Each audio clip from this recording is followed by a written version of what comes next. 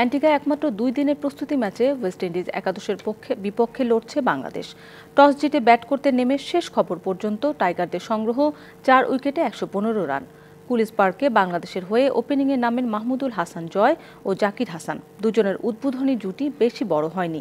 দলীয় ২৯ রানে মাহমুদুল হাসান জয় শ্যারন লুইসের শিকার হয়ে সাজঘরে ফেরেন। জনসনের হাতে ক্যাচ দেওয়ার আগে তার ব্যক্তিগত সংগ্রহ ছিল ৮ রান। আরেক ওপেনার জাকির হাসান ম্যাক অ্যালিস্টারের বলে স্লিপে ক্যাচ তুলে ফেরেন ১৫ রানে। তবে তৃতীয় উইকেটে প্রতিরোধ গড়ার চেষ্টা করেন মমিনুল হক ও শাহাদাত দীপু। ১৪ ওভারে বাংলাদেশ ২ উইকেটে ৬২ রান তুললে বৃষ্টির কারণে বন্ধ হয় খেলা। লাঞ্চের পর খেলা শুরু হলে তৃতীয় উইকেট হারায় বাংলাদেশ। ব্যক্তিগত ২৫ রানে আউট হন শাহাদাত দীপু। বাংলাদেশের দলীয় সংগ্রহ তখন ৩ উইকেটে ৮৫ রান।